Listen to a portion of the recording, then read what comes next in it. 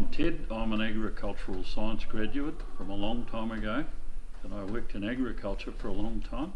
Had a farm of different sorts for a long time, but the last 25 years have been spent mostly in international development. Maybe the last 15 years have been spent in international development on program design, monitoring, evaluation, and all sorts of weird things that don't directly relate to agriculture. So the training was good. The career experience took me in lots of strange places. Jo, how's you so far? Yeah, I'm Jo. We've been here 8 years. I'm a forester by my first training, but I'm not that anymore really. Although you never stop being a forester, which is I mean by love of forest. So being here in old and big trees is fabulous. Yeah, it's great to have you here. I now still do work in international development. I work full-time on a project in Indonesia, so my brain's often not here. It's in Indonesia, which is the most complex of landscapes and socio-cultural things to manage too. Equivalently complex, but lots more islands. Yeah, really quickly, tell us something about yourself. We'll go around this way. Give us a couple of sentences on who you are. I'm Joseph, and I'm here as a first aid helper, but I've been up in the mountains looking at snow gum dieback for the past month for my honours project. Yeah, and I really like snow gum. I'm Bridget. I'm a third year student. I'm pretty interested in ag and environmental science and all that jazz. I'm Georgia, and I'm in my third year as well, doing environment and sustainability, and I'm particularly interested in like sustainable development and as well doing science communication. So yeah. I'm Pele, so I'm a PhD student and a tutor for this class at the moment, and I'm a graduate of the Human Ecology program at ANU, and I'm doing my PhD now in environmental ethics, environmental philosophy. Exciting. I'm Sam. I'm a PhD student at FENA as well. I did a Masters in Environment, and I'm working with several Aboriginal communities around Australia looking at how they connect to country and how we can represent that through maps. Hey, I'm Luke. I'm a third year student as well in the FENA school. I think my areas of interest are mainly like urban planning, sustainability and development, that sort of stuff. Hi, I'm Isabel. I really like ultimate frisbee. I'm particularly interested in how we can engage children in nature and this kind of work, like on a more smaller level, I guess. We apologise for the chickens, but they're just chickens. Yeah, and they're actually feeling like they're in a contested landscape too, because they normally like to lay their eggs up there, or one of them does. Yes. Yeah, so I didn't mention I grew up on a farm in Western Victoria, so. And I'm a West Australian. Yeah, so we're both rooted in agriculture from birth, really, and living in agricultural landscapes. So first of all, a little bit about this landscape. This is our place here. You're standing in this shed here. Kosciuszko National Park, and privately managed land, little piece of state forest here. We're at 1100 metres altitude, so that used to be called the snow line. I think we're watching the snow line creeping up the ridge really. Our place is about 1/3 cleared agricultural pastoral land and about 2/3 forest. The forest's really old. We've really come to understand that the forest on this property is really old, and certainly around it too. So, of course there's regrowth areas, but we know, and I think who was doing the dieback work in snow gums? That's me. Yeah. I guess snow gums are often really old too. So with some of the really extreme weather events we've had in the last few years, we've watched our old forests on our property just get smashed, either by really extreme winds or by last winter we had a big snowfall event. There was no wind. All of the black sallies, which are these trees here, Eucalyptus stellulata, they basically broke apart. They're old, they were so dry, we'd had such an extended dry period and I'll talk about rainfall in a minute, but it was dry for here. They were really crispy dry. They just fell apart. All day, when it snowed all day, we could hear bits of trees smashing all over the place with no wind. That was really a bit mind-blowing. So rainfall wise, we have, you know, a long-term average would have been 1100 millimetres. We measured 1100 millimetres last year. The year before it was 900. So even though that was what we would call a dry year, it was you know, still quite wet to so many places around New South Wales. So that was pretty impressive. It's a, you know, granite landscape. We've got some reasonably fertile soils on our place and some less fertile soils. As you know, we've learned about the Indigenous ownership of this landscape. I've just read John Blay's On Track, mind-blowing. So I'm really, and we've also had some people sort of, well, we've had our friend Rhonda, Auntie Rhonda from Cobargo. She's been to our place.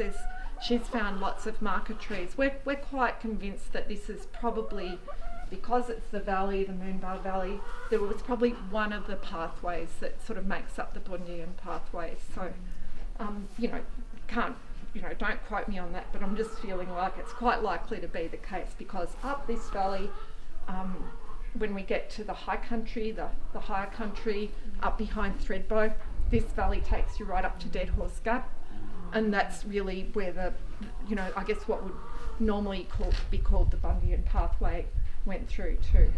And So there's so many too. I mean, that's the thing. it's not one track. That's right, and Yeah. that's I think what's partly contested. But you're absolutely right. I mean, it would have all been used constantly back and forth. And the thing that we've thought about a lot lately is that where Aboriginal people used to live and walk, it's obviously where, you know, when white people moved into this landscape, that they also followed the same trails and pathways, because no one likes to walk the hardest way. We all like to walk the easiest way, unless we're extreme adventure people.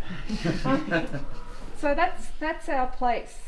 You know, out here, this would have all been forest cover, but now it's remnant pieces, and people are doing some quite productive management in this landscape. Our friend over here, Mel and Linda Weston, they own a lot of this, a lot more than we do, and they have a big farming enterprise. So I think that's enough.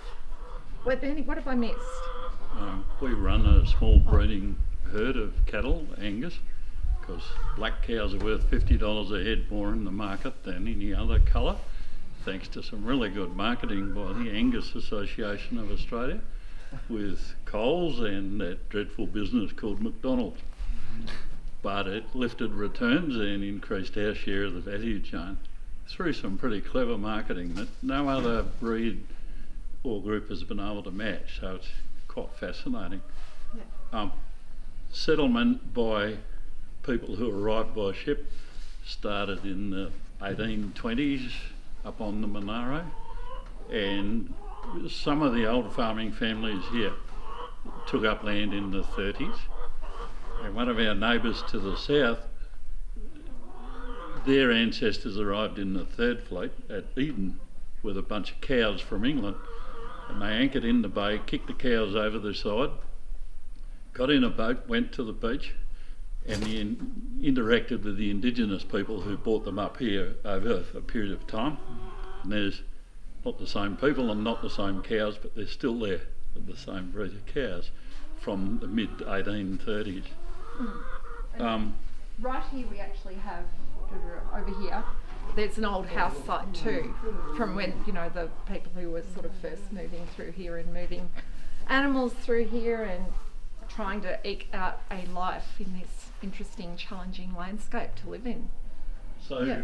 as a landscape, this landscape provides great ecosystem services. This river is totally captured just outside of Jindabyne, goes into a hole in the ground, comes out in Lake Jindabyne at the wall.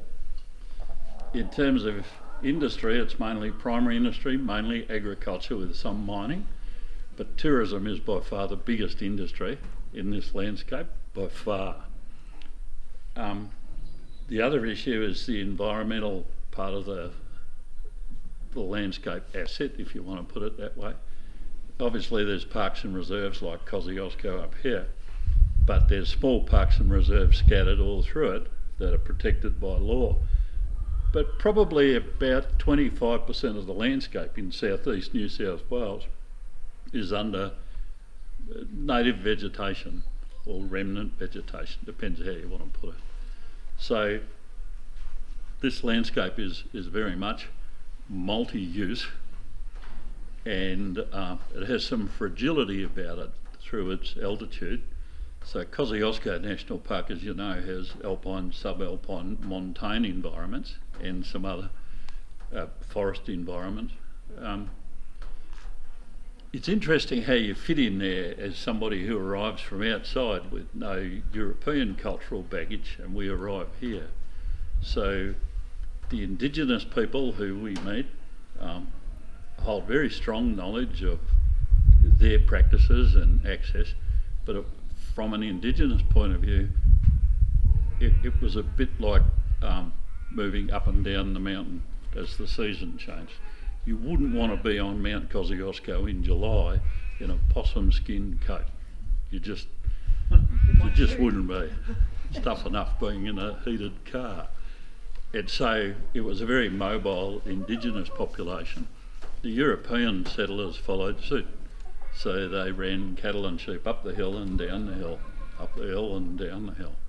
And Big Yard Road, which, you know, this property is on, down the road are the yards where all the cattle were mustered when they were brought down from the high country in the summer. And the big yards were there where they all got drunk, married off the boys and girls, fought each other over land access, and all was well. Yeah, and that was the old families, really. And all the old families are still here. Yeah. So the McGufficks, the Pendergasts, the Prendergasts, the Thompsons, the Barrys, the Westons, they're all still here, they're all still big farmers. But there's a lot of folklore and legend about the white settlers or the European settlers in the area, and most of it is just that. It was a tough gig. It was a tough gig for the Indigenous people who'd learned how to do it over a long time. Yeah. Tough gig for the European settlers. Yeah, so we've landed into that history and we're newcomers really to this space. So we needed and they tolerate us quite well. Yeah, both the Indigenous and the European families. Needed to learn about what was really happening about us, which has been part of the journey over the 8 years that we've been here, and you know, Rob's and the group have been coming for a while now. Yeah, I mean, our daughter was sort of instigated the first one of these tours. How long ago was that, Rob? 6 years ago. 6 years. 6 years ago, that's amazing. Yeah, so what are we doing here, or what are we trying to do? So this is what we would call our impact pathway, or our program logic, or our outcomes map of what we want to do. We both came down from Papua New Guinea, where we'd been for a few years. So we wanted somewhere with green grass, black cows and an airstrip. Or something like that. Or something like that. Yeah, so, and we thought we were coming to a simple little quiet life, and then we found ourselves in this complex landscape of public policy about environment and land use and what that really means too. And so lots of cultural heritage, black and white. Yeah. And other races as well. Yeah. Yeah, so I mean, if you look at these are our long-term goals really, that Ted and Joe and their grandchildren, and probably the parents of their grandchildren, are happy and engaged in their landscape. Of course, that's been quite difficult for the last 12 months. We haven't had any of our grandchildren visit in the last 12 months. And quarter toes is a lot of money. Yeah, exactly. they all live in Victoria and Western Australia. We're interested in, you know, a healthy and productive agricultural system, on hopefully sometimes sustainable pastures, and we're interested in leaving our native veg and our fauna better off than when we arrived. However, you know, that, as I talked about the extreme weather, that's a bit of a challenge really. So where should I start? Really? It's a bit of a backwards and forward story. You know, so following on from that, we're interested in looking after our waterways. We've got lots of lots of diverse fauna here. And we've done some monitoring of those populations. We certainly monitor our herd health, and we'll have a quick look at the herd later, we hope. And we're trying to monitor our fauna populations too, and soil health. This one is a deep and wicked problem, and we're going to talk about that last. New South Wales government policy on pest animals. We want it changed, and we've been successful in some of that. We're going to do a deep dive about feral horses and a quick mention of feral deer, which has been our journey. Sustainable production systems. Over here we have a big greenhouse, which is basically growing most of our food. And that's been a really interesting journey. We knew that if we wanted to grow food here in this landscape, that we would need a greenhouse. There was no way a tomato was going to ripen outside. Mind you, that has happened, but I think that's also an aberration of a warming climate too. So, seasonal variability for growing food was a challenge. Wind is a factor, so the greenhouse we have is, it will withstand 160 km/h winds and a snow load. It's a clever New Zealand design. Yeah, And it's our food system. As a side issue, the chicken's going crooked us because it had a nesting place just here. And when I rearranged the hay bales yesterday, it's gone. And Well, so it's not coping with the change that not it's coping with the experienced. change at all. Not at all. Yeah. So one of the other things we do, emerging scientists engaged in our landscape. So sure, you guys come along, but this year we've had a whole bunch of people from University of Sydney too. Last year we had a bunch of people from Charles Sturt University. And the University of Sydney gang, they're doing mass mortality studies on carcasses. Because of these pest animals, there's lots of dead things in our landscape. So they're doing some amazing research that's on the property, and we've been helping them with that. We've also had Charles Sturt Uni researchers here doing parasitology studies in deer bodies, which has come up with some really super interesting results around biosecurity. So, yeah. It's called citizen science. I cut up 30 deer, bagged the intestines for a PhD student from Wagga. Yeah. Yeah, who I found... got my name in the paper, that's written, so that was good, wasn't it? Yeah, and what they were looking for was a particular parasite that's found in dingoes, which is what's it called, a tongueworm. It's not a worm, it's an ancient thing from Iran. It used to be a free-dwelling crustacean that learnt to live in the damp areas of a dog's nasal cavity over time, which is quite terrifying when you think about it. But their hypothesis was that the deer in the landscape may well have been a pathway for that particular parasite. So anyway, they found some of that, not so much in deer but in wallabies, but what they did find was a massive rabbits. amount of liver fluke in deer.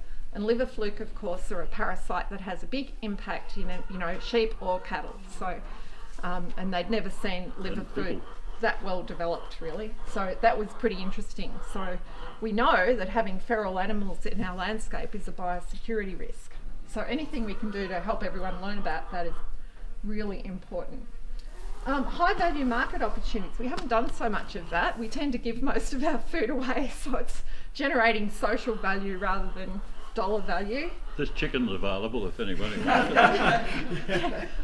But as Ted pointed out, our very small herd of Angus's, they generate a bit of value, and the value in that market is looking pretty lucrative this year, with amazing, ridiculous prices as cattle growers across New South Wales restock their farms, really, and are looking for animals. Well, that's the nature of agriculture, variability from all points of view. Yeah. So prices do this, rainfall does this, and it usually doesn't match. Yeah. So good prices, low rainfall match. Very rarely do good rainfall and good prices match like it has this year. Yeah. Working with our neighbours is really important to us. We both had histories of working in land care, and we know that the importance of working across boundaries and having a bigger picture than just your own place is really important. So, and when we came to this site, this location, no one in the valley had ever talked to each other about anything. We're asking them lots of dumb questions about oh, what do you do with this for your cows? What about that with your cows? Oh, never done that. Oh, I don't know about that. So what we've managed to achieve is to bring our neighbours together to talk probably more about feral animals and actually dealing with those collectively, but also having those sidebar conversations about, well, what are you doing with this for your animals? So we've learnt a lot that way. And we convened the only group that's ever been convened in the valley for deer and deer pest control discussions, where we all learn and share and grow. And some of the quite high profile farming families and businesses never sat in a group meeting before and just talked about what they were seeing, what they used to see, what they're seeing and what they hope to see. And their solutions too, sharing ideas about solutions. What worked, what didn't work. And evolving those ideas around solutions. So I think we got away with it because we didn't have any of the cultural history. We had no axe to grind other than, crikey, we're here, these things are overrunning us, deer in particular, and we're in trouble.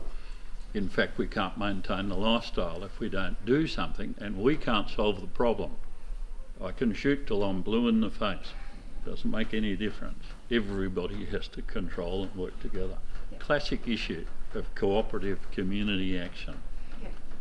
Yeah, and of course a lot of the community-based natural resource management has now been hijacked by needing for government funding. So whereas when it first started, it was all about neighbours working together. So it's been an interesting transition even through that space of, I guess the land care movement. Moving on, family visits. Yep. Well, we haven't really done a tourist thing yet because we have so many visitors who just come and stay. We do. That's right. So we haven't generated the value out of that yet. It's more the other way around. We've talked about Indigenous and cultural heritage. We're pretty excited to have finally met Rhonda, who has some knowledge of this landscape and can help us interpret it. She's able to come and stand here and talk about what she knows. And then, the interface with the non-Indigenous cultural heritage, for instance, the location of the old house is sort of interesting too, and that has different meaning in terms of planning in this landscape too. Could you just give us a conceptual grab of what you're working through here? You started from the outcome, this is what we want. Oh, yeah, okay. Well, and these are the steps along the way to getting there, basically. Having, what are the changes we want to see for what we see ourselves as stewards of this land. We're not owners, we manage it and we're stewards. The only time we talk to each other when we did this. Yeah, this is our annual planning event. It's our annual reporting event. We pulled it out this morning. This was up 2 years ago. We didn't pull it out last year. It's like, what's changed? So this is our map of change. And, understanding the Indigenous and non-Indigenous cultural heritage helps us inform our management decisions. Getting over to climate, see my t-shirt, Farmers for Climate Action. You probably saw the sign on the gate. So I'm a member of Farmers for Climate Action and pretty closely involved with them. I'm president of our local climate action group. We in our really, it's quite short time, 8 years, it's a nothing time on the planet, but we've already, we're quite confident we're seeing, change in weather and experiencing that change in climate. Even the comment about the snow line, creeping up the ridge really is part of that. So, all of my spare time is because I don't live near grandchildren, so I can't actually look after them, but so all of my spare time goes to climate action, really. And I'm currently working on an evidence-based project which is across a whole lot of the climate action groups in the southeast of New South Wales. We're building an evidence base of how we actually get to net zero emissions by 2030 and what it would take and what everyone will have to do. And we want to use that evidence to influence local government, state government and federal government elections. In an agricultural sense, because I won't focus on that too much, but that's helped me learn a whole lot about the possibility of reducing methane emissions from animals too, because that's a question we always get from this group. Well, how do you feel about having cows? Well, on the climate front, pretty guilty. So, you know, I'm not guilty. yeah, he's not guilty, but I feel guilty. So, you know, I think really we're only a few years out from the, you know, Asparagopsis species of seaweed being a solution for methane emissions reduction. We'll see about that. I was talking to a sustainability manager at Fonterra, the dairy company, and they're doing a trial in Tasmania, and they're quietly confident that we'll get to being able to scale it up in a couple of years. Renewable energy, we're finally at the point where we're just about to press go on going solar and probably off-grid. So that will happen very soon, hopefully.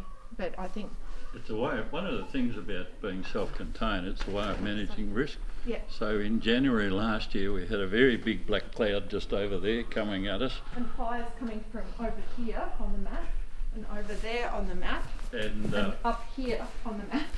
suddenly being self-contained in power and communications raised its profile a bit, because we generate our own power anyway with a generator in emergencies, because it's a very long power line. The poles and wire infrastructure is old and very vulnerable in rural areas.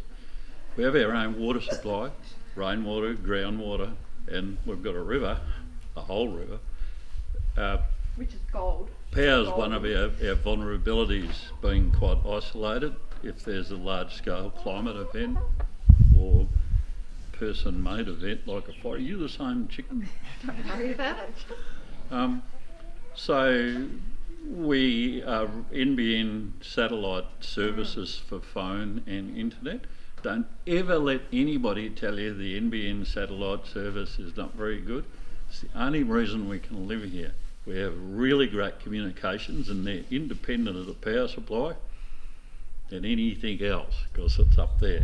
So NBN satellite has made a huge difference to our ability to work and live in remote areas. Yep. And Joe works all around the world and I try hard not to. Yep. One of the things we found with policy, bad government policy, is that it's usually created by very vocal populist identity groups somewhere else who actually have very loud opinions but not much evidence.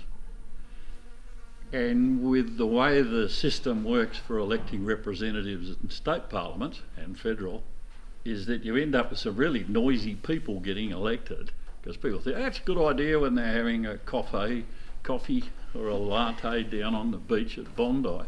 Shit, that's a good idea, we should do that. And suddenly you get this politician for animal rights or something else pops up, and with a hung parliament, suddenly they get power. And then you get this legislation and policy as a trade-off deal, because the dominant party wants to do something and it needs your vote. And you're a lunatic, so you get up.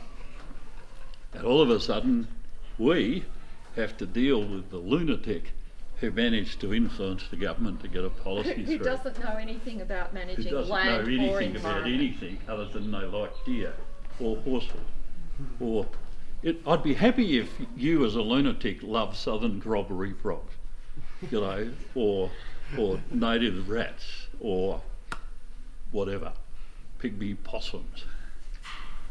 But unfortunately the fringe populist identity group that often drives policy, we end up with a game policy that says, well, hunters are really important people and we need to protect deer.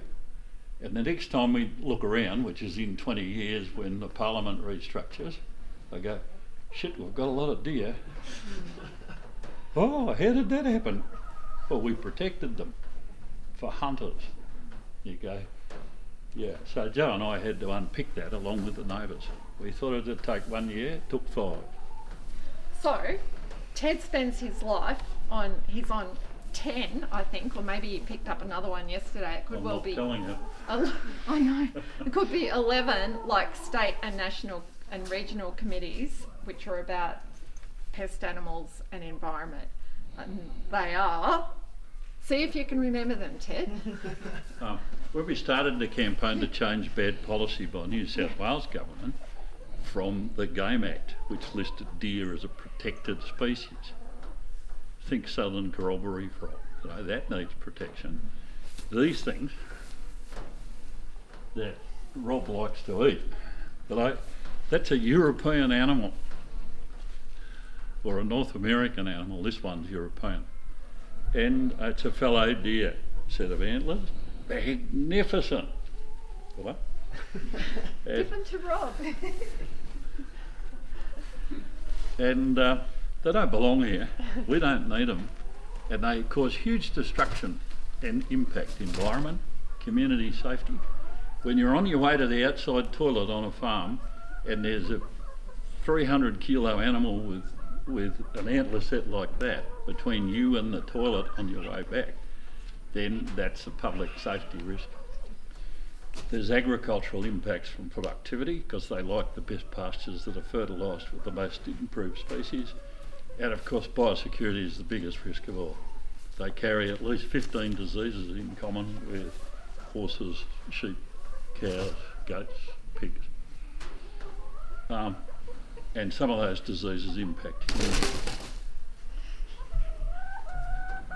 Movie stars. Chickens are very persistent. So changing policy takes a lot. So I joined the State Pest Animal Committee as the Nature Conservation Council rep.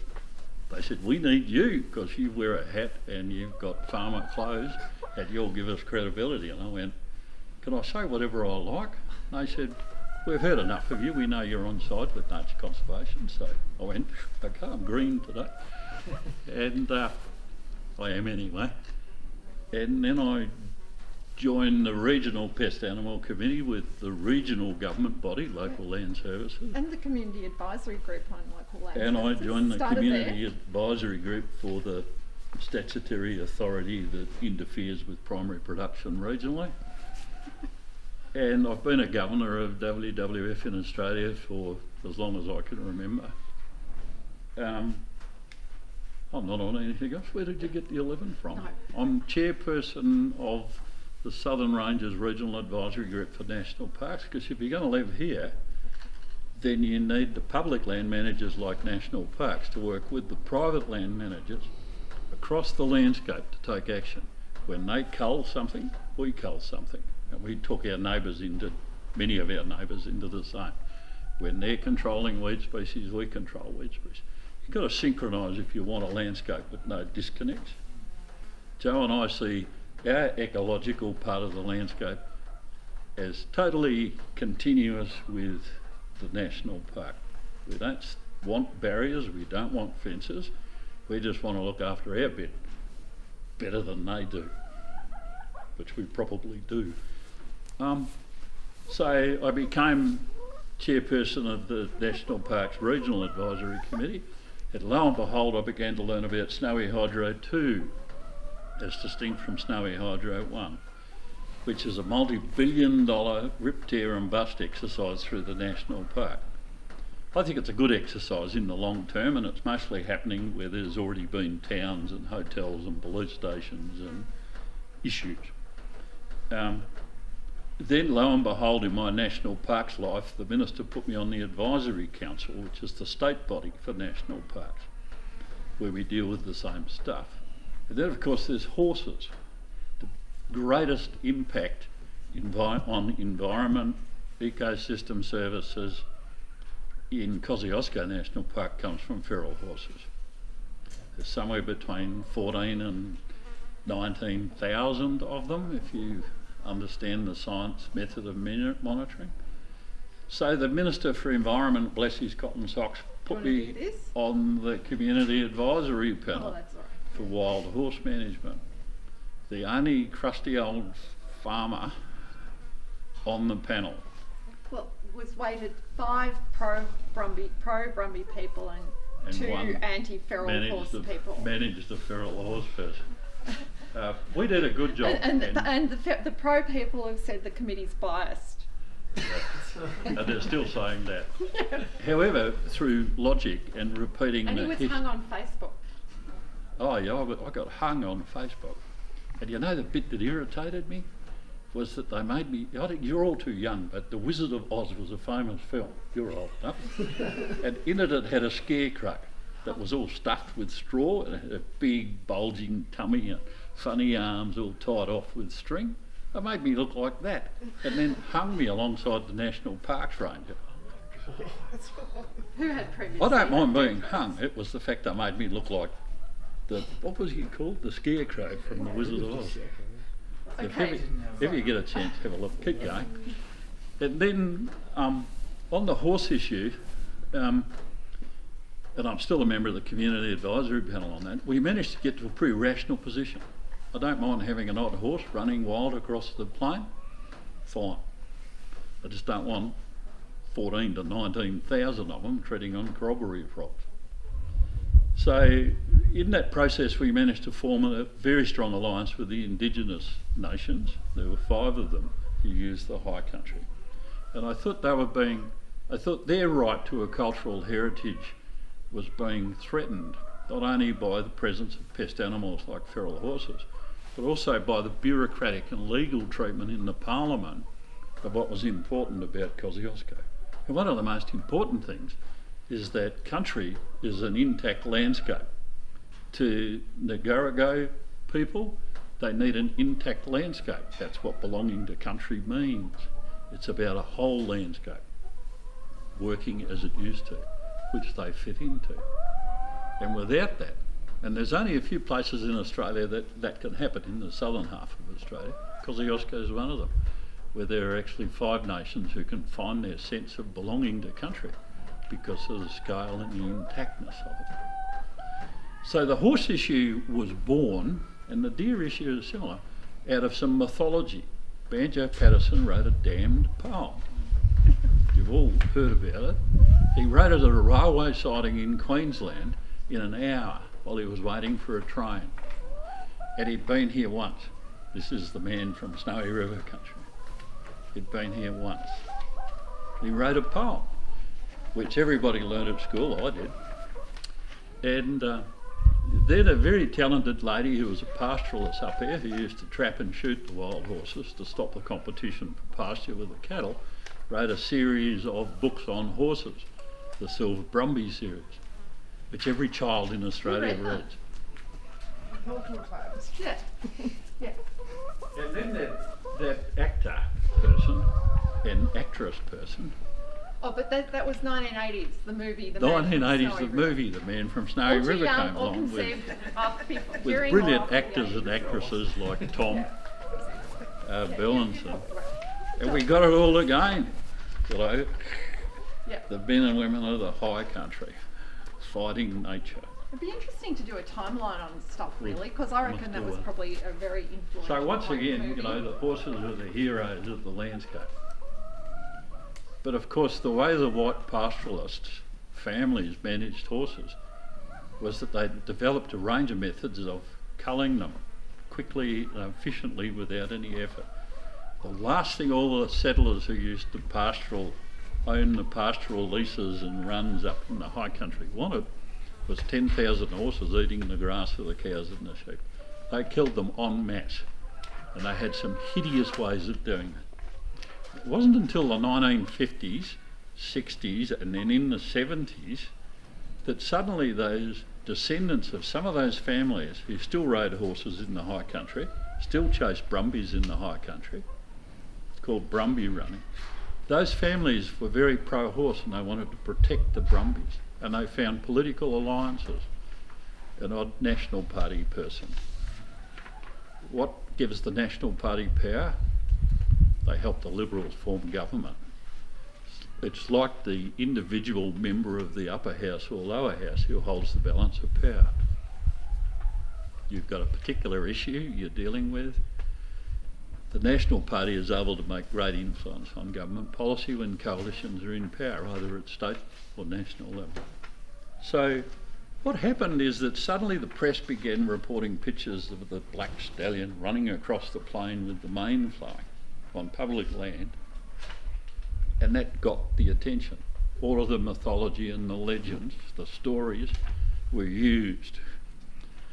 And we're going to do a little exercise in about 5 seconds. Oh, well, you're working through the pieces. I'm just putting it Okay. because you're talking. So suddenly, you know, they held a protest when a few horses were shot up north out of a helicopter at Guy Fawkes. 20 years ago. One horse got shot twice and lived for about 2 hours.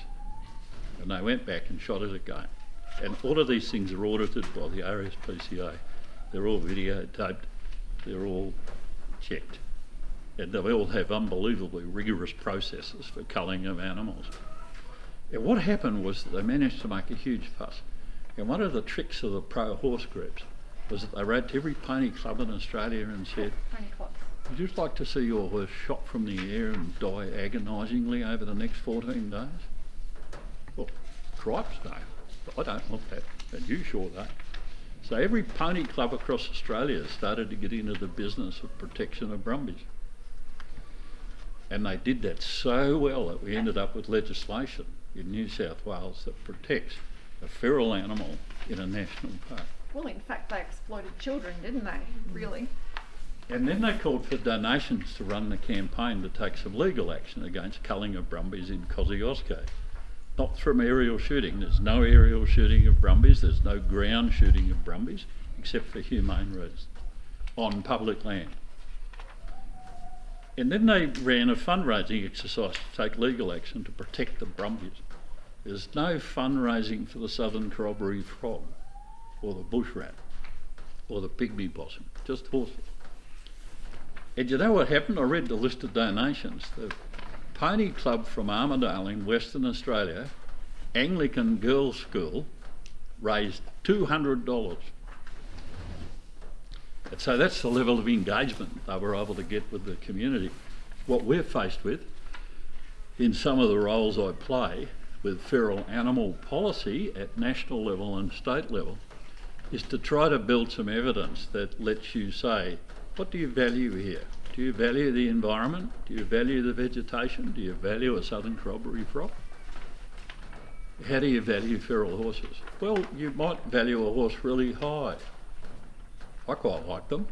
I just don't want them on the national park. I'm happy for them to be down the road on a farm. Be my guest.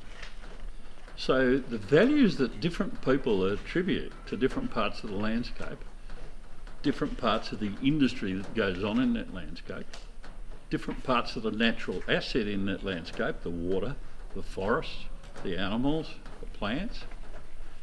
That's pretty interesting because how you value something is a function of your experience and your ability to access information and share knowledge.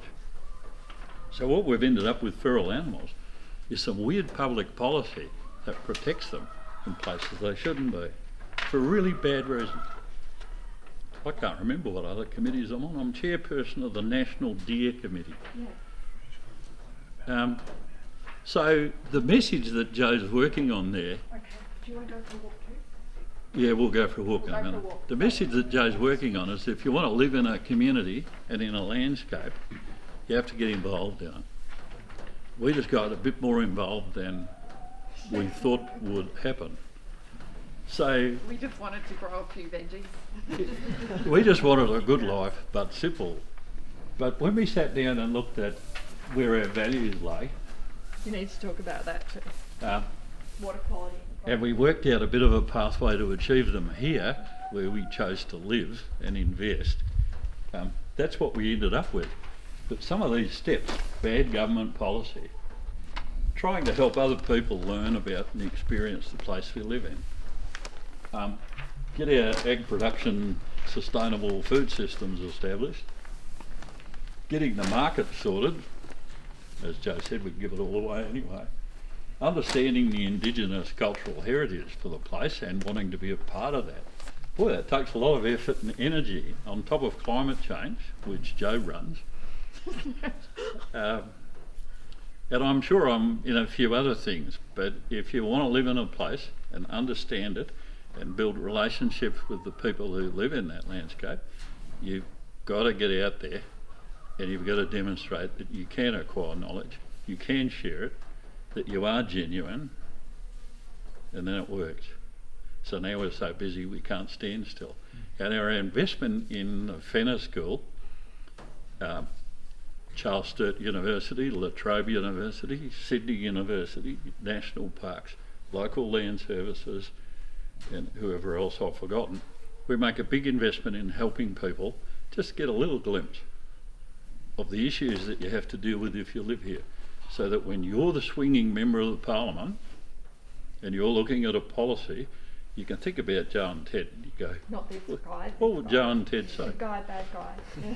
Because when somebody has a good idea in Sydney, we have to do it. That's it, we're going for a walk. Or let's have a couple of questions. Yeah, and I then- think you need to talk. We're Yeah. sick of talking. Yeah. You guys talk to us. There we go. Rob, are we on track? Yep, pretty good. Very So good. ask some questions, but just reflect also for those of you doing this as your project. Just that start of the introduction to what the gulf between finding some scientific evidence that something actually is happening in actual fact with whatever data you've collected to essentially prove that as a true thing, and the gulf between that and something happening on the ground to change behaviour in accordance with that scientific evidence. And the very real obstacles that sit out there on the horizon that include poems. Right? Do not discard a poem about a horse galloping through the countryside as somehow being irrelevant to science, because it's not. It's part and parcel of why that scientific evidence isn't getting acted on. And if you're doing human ecology, you have to understand that, because it's about how and when people change their behaviour in the light of what they think they know and what they believe and value. Yeah. Students, please ask the sorts of questions that you wished you'd been able to ask last year to get your grades even better than you were. That's an incentive. Isabel. Well, it's obvious that you wear a lot of hats, both of you, and all the work that you do. This is my best hat. I can see, yeah. And in caring for the environment, I wonder how you care for yourselves, how you manage your well-being. We did have some words about that first thing this morning, and the priority about caring for ourselves needs to go up a bit, but we do derive a great deal of personal satisfaction from seeing other people grow and learn and change, and that's our business professionally as well. However, you can only invest so much. Let's see what Joe has to say. Okay, we both have a problem. It's called a responsibility gene, and we inherited it from our parents, and we've passed it on to our children. And it's, it's just we're not able to see a problem and not deal with it, not act in a way that's within our influence or Does that make us control. control freaks? Yeah, we are control freaks. Looking after ourselves. Look, we live here. We eat great food. We don't go out partying every night. I have a personal commitment to exercise, which happens every day. And, 4:30 in the morning. Yeah. So, and, Well, 8 hours sleep's a good thing. So, yeah, and being here can nurture your soul and your spirit too. So, But we are committed to evidence-based decision making, Yeah. and so this place is covered in cameras, both time lapse and Good motion point. activated. Every 600 metres there's a camera strapped to a tree. So if you're wandering around up here and you need to take a leak, just have a look at the tree you're behind, because there may well be a camera on it. We also have fenced off long-term plots, 8 to 10 year time frame baseline monitoring fences, which exclude different animals depending on which plot you're looking at. We also have our own camera network, as does all of our neighbours, or most of our neighbours, the bigger neighbours. They have cameras out monitoring and they collect that. We note what we cull and we record that over time. Next question. you skipped the well-being, but you turned the well-being question into a monitoring question, Kelly. We don't monitor ourselves very well. Well, we do. We go to the doctor and get all those tests. Yeah. I was curious to hear a bit more about the relationships you've built with the people in this neighbourhood, I guess.